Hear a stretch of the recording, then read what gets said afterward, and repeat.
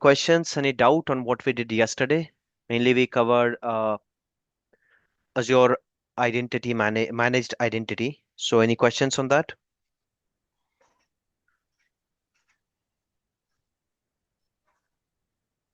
We also covered the theory part of Key Vault. Any doubts, any questions on Key Vault? That's great. Okay, great.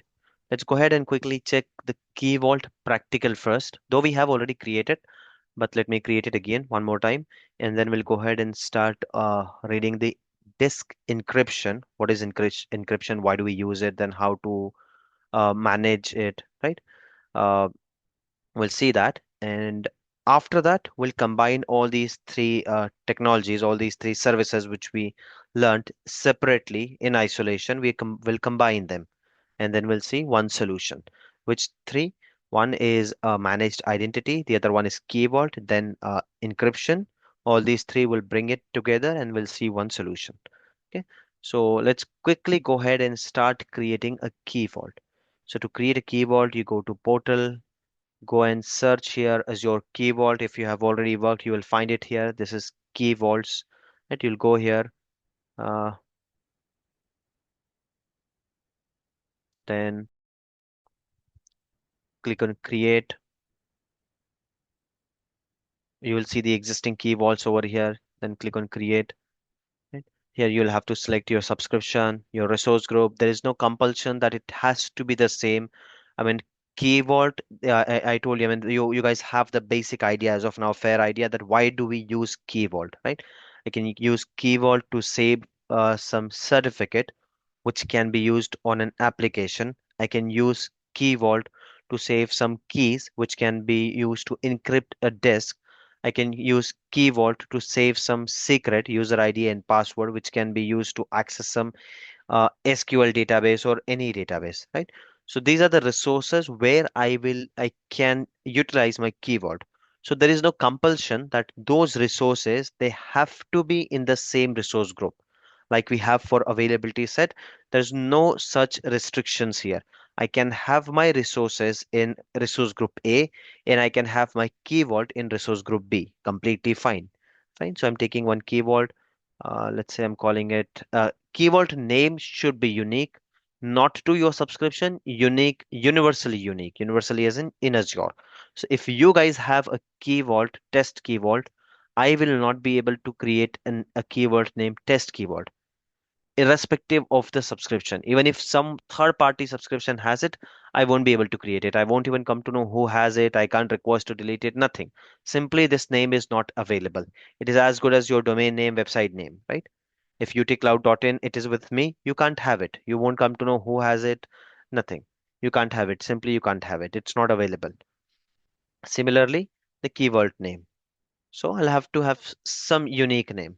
I'll put company's name. The moment you put company's name, it will become unique automatically. So this is I'm just naming it as sixth key vault just for the understanding. Okay, this is the key vault I'm using. Uh, region we have seen it doesn't have any dependency. Uh, I can have a region in central India. I can have a region. I can have a resource in East US in Key Vault in central India. Doesn't matter, right? Uh, pricing tier we are not looking for this one. HSM it's a next level of extra level of security. Hardware is involved, a token is involved, so we are not dealing with that. So standard is fine with us. Days to retain the deleted vaults. We have already seen this that how do we delete a vault, a key vault? How do we restore it? How do we purge it? And if we do not want anyone to purge it, for example, I have selected these days 7. So if I delete a key vault, right, it will be there for 7 days, but someone can manually go and purge it and it will be deleted permanently. So if I don't want that also, that in these 7 days, even if someone wants, it should not be deleted. So I will have to enable the purge protection. This will enable the purge protection, and then after this, no one will be able to delete your key vault from a soft delete status. So once you delete your key vault from the actual status, it will go to the soft delete status. It will go to the soft delete recycle bin, you can say. And if the purge is not enabled, if it is disabled, you can purge it, you can delete it. Purge means permanent delete. Purge का मतलब ये होता है deleting. So you can purge it, but if you have enabled, no one, even you can't go ahead. Look at this. Once enabled, option cannot be disabled. So even if you want, you can't do anything. You'll have to wait for 7 days. In this case, 7 days. It can be 7 to 90 days, whatever. Maximum. Normally, you will see it 30 days in actual environment, but we are keeping it 7 days just in case we enable it and we are not able to delete it, so it should not unnecessary be there in my subscription. So I'm selecting minimum days, right? But I'm disabling the purge protection, so even if I want to, I'll go ahead and delete it. Click next. Access configuration, I did explain it to you that unlike other resources, in other resources we have only IAM. Simply whatever request you want, whatever access you want to give, owner access, reader, or we have so many accesses, right? So whichever you want to give, you can do that. Just 1 minute, guys.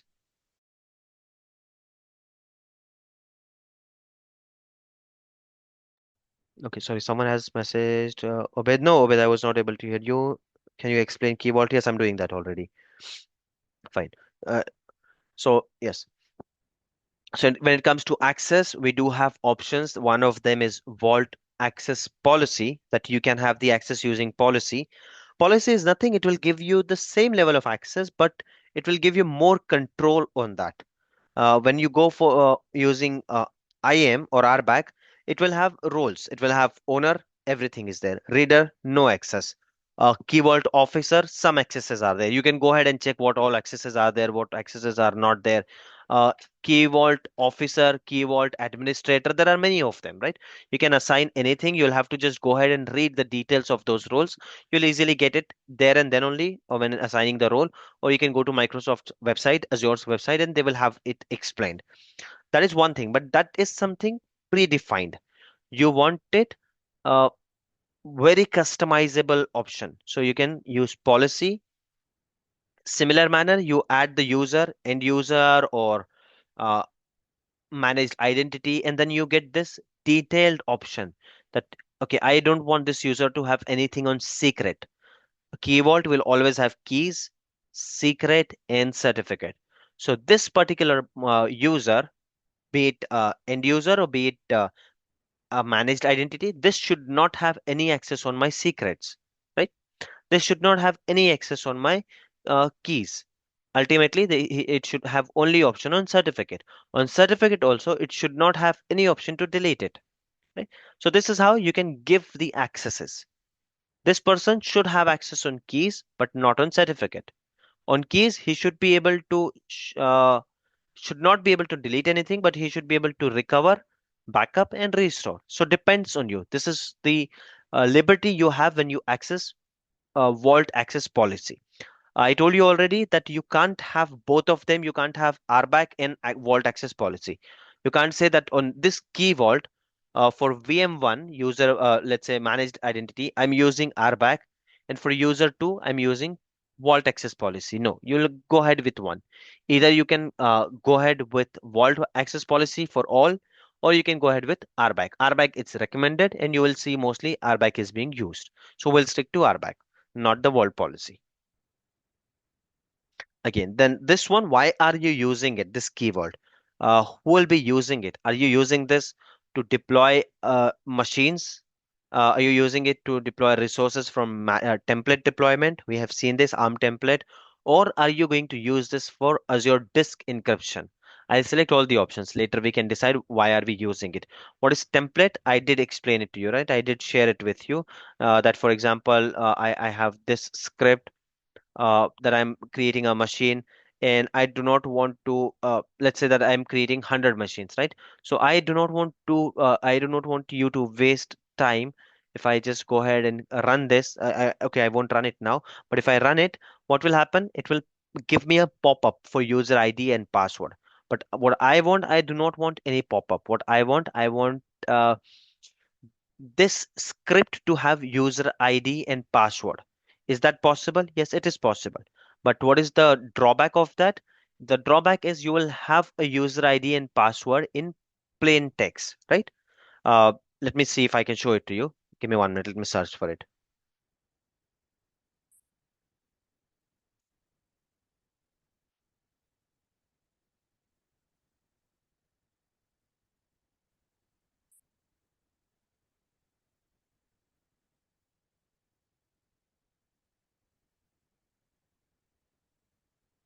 So if I want in that script, what I can do,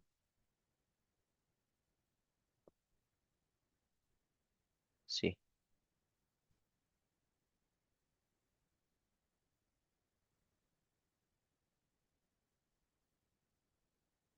I can declare the credential here. Here it is, something like this, right? I can declare a credential here, but even if I'm declaring whatever is doing, can you see it is in plain text? So if someone gets access on my PowerShell, by default, my whole system has been compromised because I'm creating hundreds of virtual machines using this PowerShell script. So someone who gets the access to this PowerShell script, someone who's not intent to, you guys get the access, it's okay. You are my engineer. Ultimately, you will be typing the user ID and password. So you get it via script or type it, you already have it. But someone, if I'm keeping it in the script, right, it is easier for someone to hack it.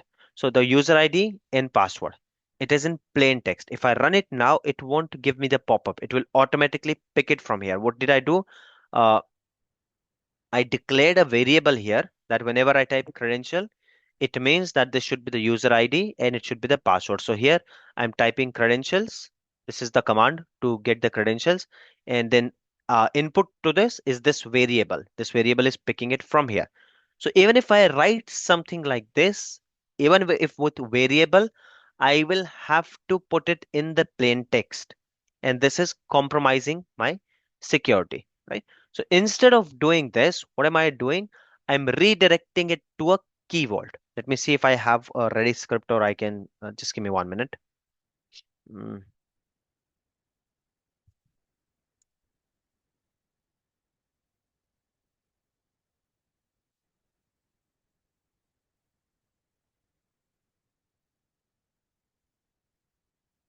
Let me create this one, or let's pick the existing key vault.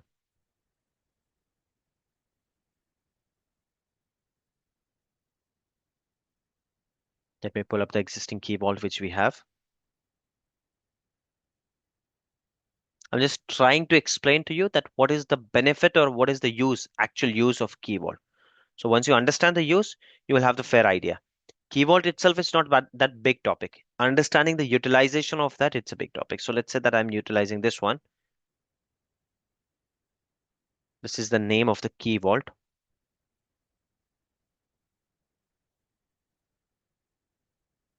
This is vault URL. I'll be using this in my code.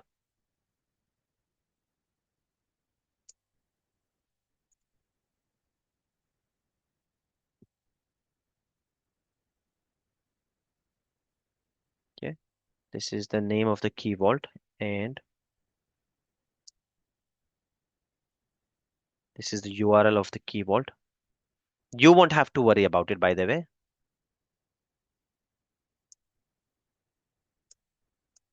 This will be done by your either architect team, engineering team, coding team. You won't have to do this. I'm just showing you the how actually it will be used ultimately.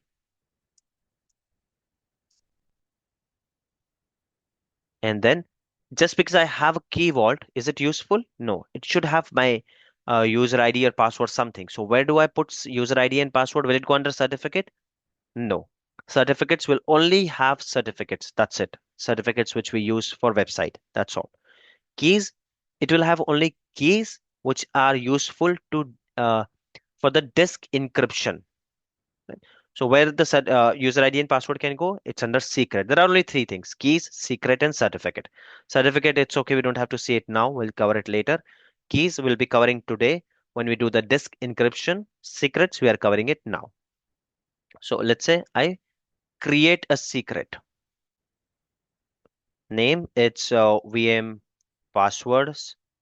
What is the secret value? This is the secret value. Activation date I want, no. The deletion date I set exception date, no. So there's no expression to this. Okay.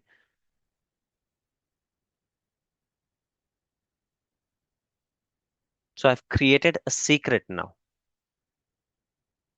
Okay, I don't have access.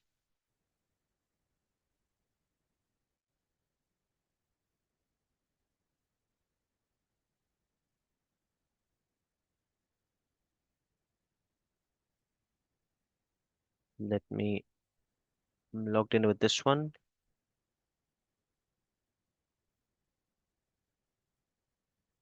It happens even if you are inheriting the access, sometimes it will give you the error.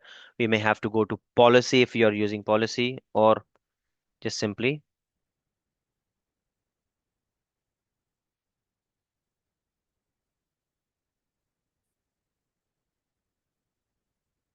I'm assigning all my IDs. So even if I log in from somewhere else, some other ID, I should have the access to this.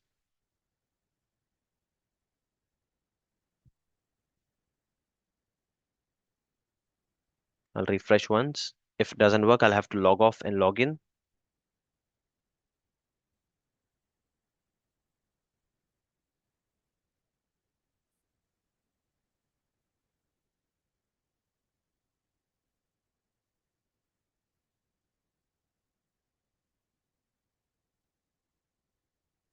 Okay, let's see if I'm able to create one now.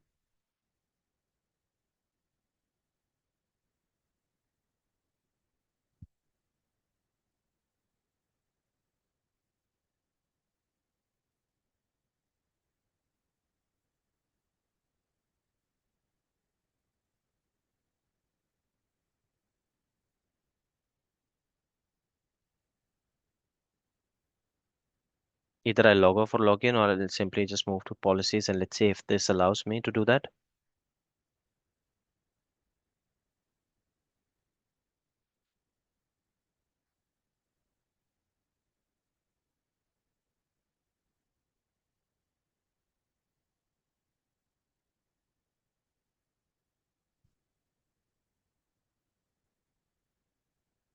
I hope you guys are getting it. What am I trying to do here? I'm trying to give myself access first. Just because you create it, you won't have the complete access. Right? Uh,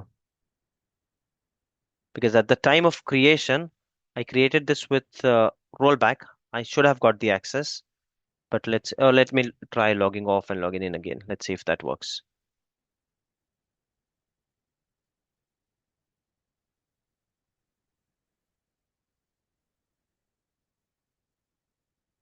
Key Vault, you'll always struggle with policies, IDs, not able to log in. You'll always see this. From interview point of view, what you have to remember, it's why do you use Key Vault? And there are a few more things in Key Vault. Restore and backup. That is very important thing. There's one exception we have in this one. I'll talk about it. And that is frequently asked question in interviews whenever we talk about Key Vault. Other than that, you don't have to worry about it much. It's a small topic. Don't have to spend much time. Theory part is very important. Uh, if your resources are in East US, can you use a Key Vault in different resource? Yes, we have already seen that. Right. One exception we have in restore and backup and restore. I'll show it to you. First, let me see if this works.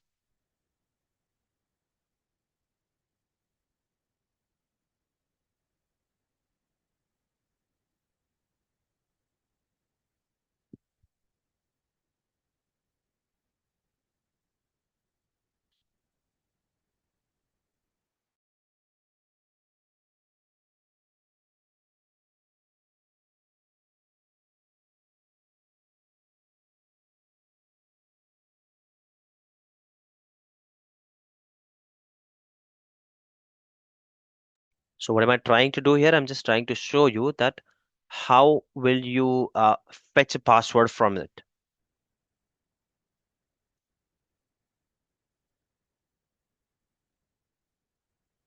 Meanwhile, I'll work here on the script.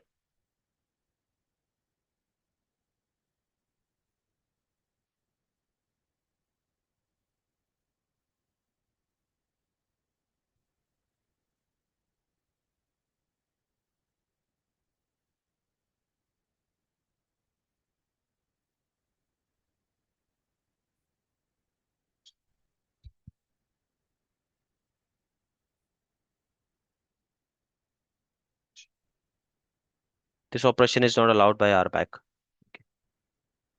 Is Please wait for some time.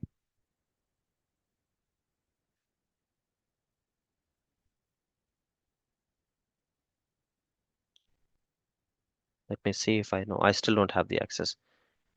Fine. Let's see if I have any other key vault where I have already set the permissions.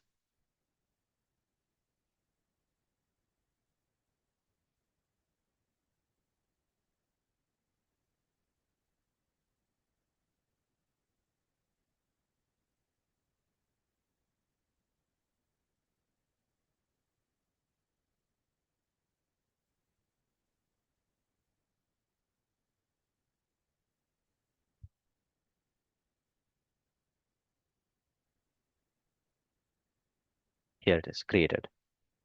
Okay. Because here I have already set up the permissions, so I had it. There I do not have permissions. It will take some time. So here it is. I have created this. Now, this has my secret. Look at this. Even if someone gets access directly, they won't be able to see it directly. It's not possible for them to see it, right?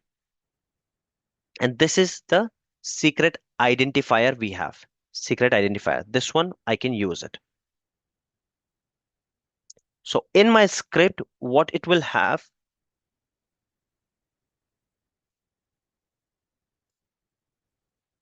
instead of username and password, I will simply just redirect that go here, from here, pick up the value. Look at this. This is the value it is going to pick. Secret value. Why am I able to see it now? Because I do have access. I am logged in, right? And this key vault will always be in private network. So it won't be possible for a hacker to reach till here. And if a hacker has reached already to your private network, then everything has been compromised. Then there's no value then. If he has already there in your inside network, then there's no value of everything. But getting into private network, it's not possible. It's very hard, right? This is the reason we have. And even if they are over there, it's very difficult because you will not give access to anyone. Here I have given access to myself, but normally once it has been created, I told you, we only use uh, this one, what do you say? Uh, Service accounts, not the individual accounts, right? So I won't go ahead and apply this policy or give this kind of access to every engineer in my company. That is not going to happen, right? It will be given to only service accounts, and then my script here over here under credential, instead of this, here I'm going to declare that it should go to the key vault, something like this. So instead of this, in the first script, what did we have? Plain script. This is without user ID and password. Okay.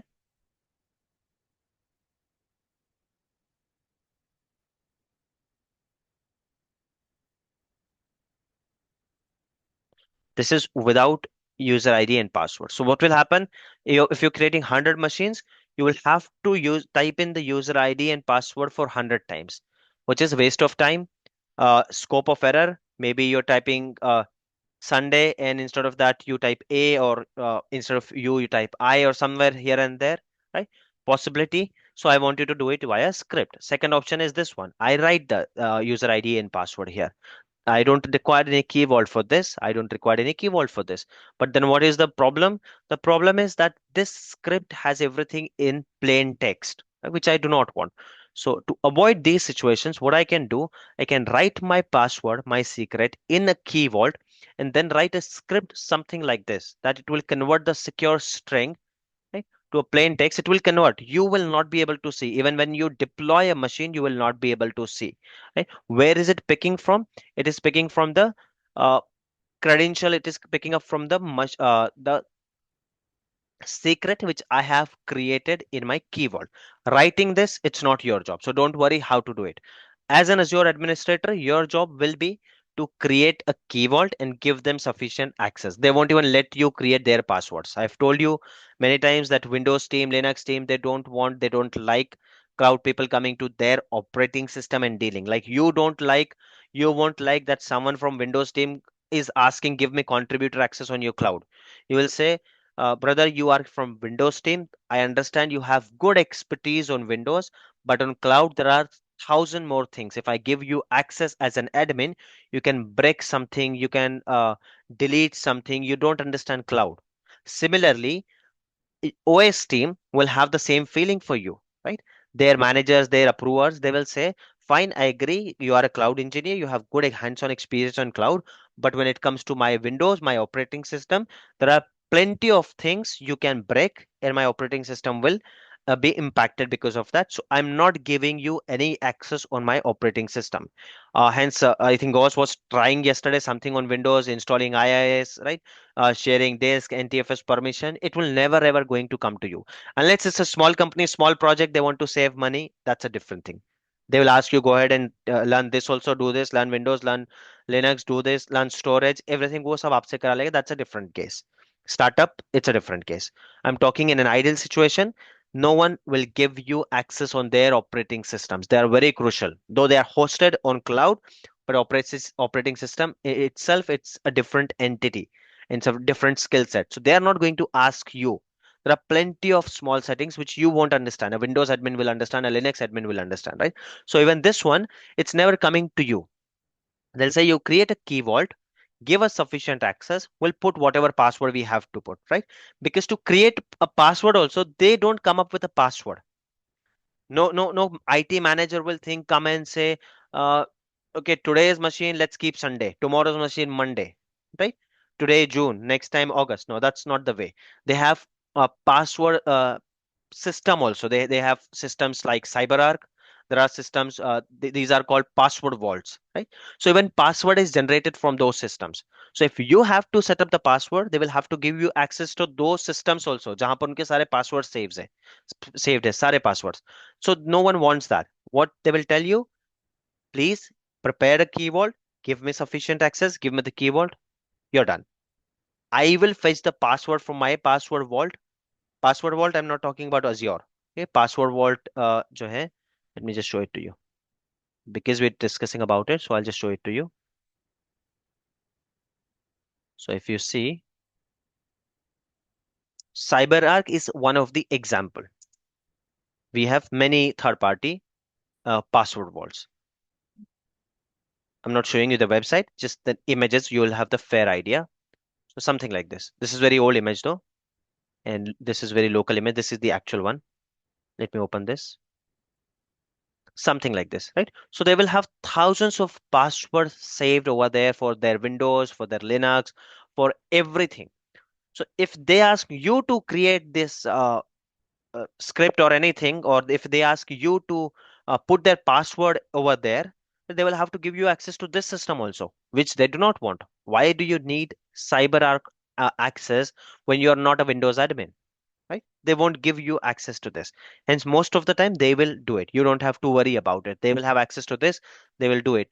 Writing scripts, not your job. Your architect team will do that, or automation team will do that. What is your job here? Core job. It's to prepare the key vault, have the understanding of key vault, have the better understanding of the key vault's resources, how it works, or accesses, how it works. No one will come and tell you, give me owner access. No one will come and tell you, give me key vault officer access. No one will come and tell me key vault administrator. They will come and tell you in layman term, this is my Windows engineer. This is what he will be doing. He'll be creating the secrets on key vault. Give him sufficient access. That you should know कि इसको किस type का access देना चाहिए. Right? Is he just creating secrets? Yes. Will he be working on certificates? No. So now you know किसको किस type का access देना चाहिए. That is your job. You should focus on that, not on writing the script, or not on creating the this one secrets and certificates. Right? Certificate अपने आप में एक detailed study है. We have IAS team. We used to have IAS admins for them. When you apply certificate on portal, whenever we do that topic, I'll show it to you. But that is again applying. Creating certificate, वो सब आपका काम नहीं होता है. So don't worry about them. Okay? So your job will be to create it. This is how they are going to use it. But I just explain it to you that they're going to use this secret identifier, this link. So now in your script, this is there. So even if some hacker has access, the maximum thing he has, it's this identifier. Nothing more than that. Using this identifier, you can't do anything unless you have access on the vault. And vault is such a secure thing that not everyone will easily get access. Even the internal team, they will have to come with so many approvals before getting access on this one. Mostly a service account which will be running this PowerShell script, only that service account will have access on the vault. So this is how the picture will look like. Mm, something like this. So this some service account will be here that will go to Key Vault, and then Key Vault will start running it, right? So it is a next level of security we have. Nothing is 100% obviously, but instead of plain text, plain one, this is better. So this is where you use Key Vault. One of the feature of the Key Vault is secret. The other one is keys. So you come here, you can import a key, you can create a key. I told you again, discussing this one, selecting these criteria, not your job, right? Your job is just to give them the access. They will decide what kind of key they want to create, right? Or they will either they will decide or they will tell you that go ahead and create the key. This should be the name. Key type should be either RSA, EC. You don't know what is RSA, what is EC. Security team's job, right? You don't do that. You don't know what do you mean by size. What is the effect of this size? How secure it is? How unsecure it is? Is it more secure or is this more secure? Having less number is secure. Having larger number is secure. You don't know that. You don't even have to know that, right? You don't even have to study about it. You will have the details, or most of the time they do it, right? But this is how you create the key, or this is how they create the key, right? So this is how it works. Now how to use this key, that we are going to see in the next session. Before that, uh, I have to cover one quick thing, this restore and backup. This is something you will do it, and very important. If key vault uh, has been brought to picture in your interview, this question will definitely come, because this is a tricky question. Let me cover that in next session. We have only 1 minute left in this session. Any questions? Any doubt, guys? Well, Yes. let's say someone is creating secret, and Hmm. unfortunately he just put incorrect password. So can we have option for edit, or need to create a new one? Delete it. Simple. It's delete and remove it. Ah, Can't edit okay, it. So can you see? okay, okay, Delete it with the same name. Create new secret. okay. Thank you. But one option is there. You can update it. See, you can't edit this one, but I can have a new version. Under new version, I'll say new version, right? And sorry, secret value. Let's say instead of Sunday, I wanted Monday, right? And here it Hmm. is. And then this version. So whenever you are now accessing over there or in your script, you make sure that you mention the version also. In my script, I did not mention anything about the version because I had only one secret. Now, if I have multiple version, I'll have one more line in my this one where I will mention new version. Say it also talks about current version and older version. So you can have this one. It's not about forgetting. People do rotate also. They do change, keep changing this. Okay, guys, we have only 10 seconds. Let me stop. Do you guys need a break? Tell me quickly. No, Okay, let's no. continue without break. Yes.